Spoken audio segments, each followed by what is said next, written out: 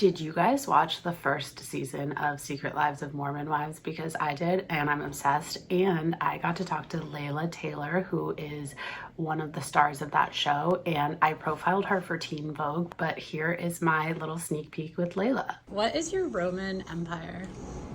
Oh my gosh. MomTok. And if we're gonna survive this.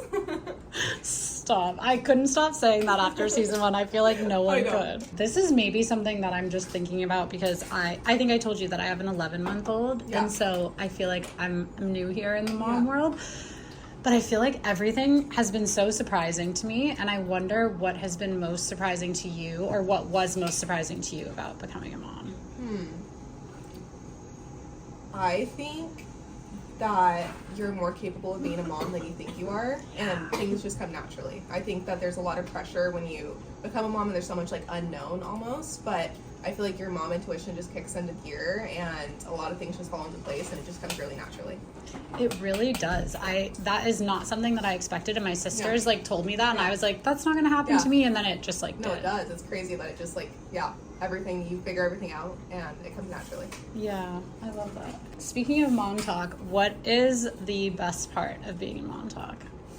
Honestly, I would say our friendships for sure. I feel like I came into MomTok back in, when was that? Like 4 years ago, when I honestly didn't have a lot of friends, especially mom friends. So I feel like that was kind of my reason for wanting to be in this group to begin with, is just to have genuine friendships from women that just kind of understand what it's like to be a mom. Yeah. So yeah, I definitely think friendships is why I'm still here to this day. Yeah.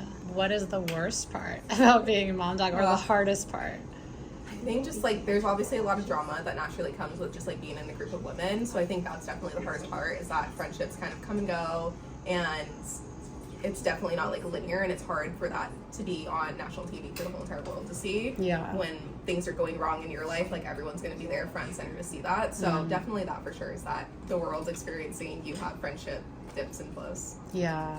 I wonder, I was asking Instagram last night, what do you guys want to ask the Secret Lives of Mormon Wives girls? And people were like, do they actually hang out? When the cameras aren't here? Do you guys hang out when the cameras aren't there? No, for sure. I think that's what makes our friendships be very genuine on the show. And I think that's what sets us apart from other reality TV shows, is that we are genuinely all friends that care about each other. And it's not just when the cameras are here, that's when we care about each other. We all genuinely love each other. So I think that's something that's really unique about our show. And I think that comes across, but you always wonder. Yeah, no, for sure, yeah. Yeah.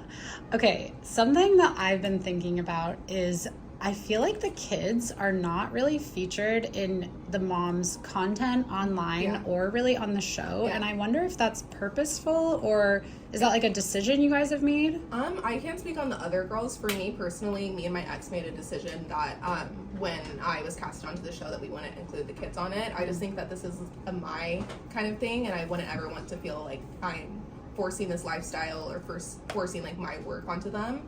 I think it just comes down to protecting them and just kind of having their best intentions at heart. I know that some of the girls do show their kids on the show, and I think that's totally fine. I think at the end of the day, it's such a personal decision, and if you choose to have them on the show, then that's totally fine. I've noticed that even your boys aren't even in your Instagram content that much. No, I have a private friends and family account on my Instagram that I post pictures of them there. But primarily, I kind of keep them off my Instagram. Kind of same thing. I can't control who's seeing my content, and I would hate for a creepy person to ever come across them and just think weird things about them. So I think, it just comes down to I can't control who's looking at my page and looking at my content. So if I can control what I'm putting up with them, then that's what I feel like I need to do. It's totally fascinating to me because you guys are obviously it's MomTok, you're mom influencers, but it's not really content centered around the kids, whereas I feel like other mom influencers, it's completely around the kids. And that's totally fine. I think it's so personal at the end of the day, and if you feel good and comfortable showing your kids, then that's totally up to you. I know there's, just like you said, there's full-on family bloggers that their content is completely centered around their families. And if that works for them, then that's awesome. But it's just kind of something I don't really love. So. Yeah, you're not my vibe. Yeah, not my vibe personally, but... Yeah. Well, speaking of family vloggers and mom influencers, I'm writing a book about family vloggers and mom influencers, and one of the things that I've been thinking about is that there are so many Mormon mom influencers and family vloggers. And I'm talking to so many experts to figure out why, but also you are an expert in your own way. So why do you think there are so many Mormon influencers? Honestly, I think it might have something to do with just the age that a lot of us have children and the fact that we have a lot of kids at, a very young age. And I think it's a good way for moms to bring in income for families. I feel like especially with like the just like economy that we have currently, it's kind of hard to just be like one type of family that has like one income coming in. So I think it's just a good way for families to bring in other income and just bring in other money. So I think that's why a lot of moms try to do it. And I honestly think it's just such a healthy outlet to have something outside of motherhood that fulfills you and makes you happy. So I think it's really good. How is your co-parenting journey going? It's definitely good and bad days for sure. We're still figuring out. We're only a little over a year and a half of being separated. And there's good and bad days for sure. I feel like there's so many emotions that go into co-parenting because you were with that person at one point in your life, and kind of to just not be with them anymore but happy to see them so frequently is hard. Yeah. But I think with time it's going to continue to get better and better. So I have hope that one day we're going to be able to co-parent really well. Yeah. What would your advice be to other young women who are like just entering their co-parenting journey? Just to be patient. It takes time, just like I said.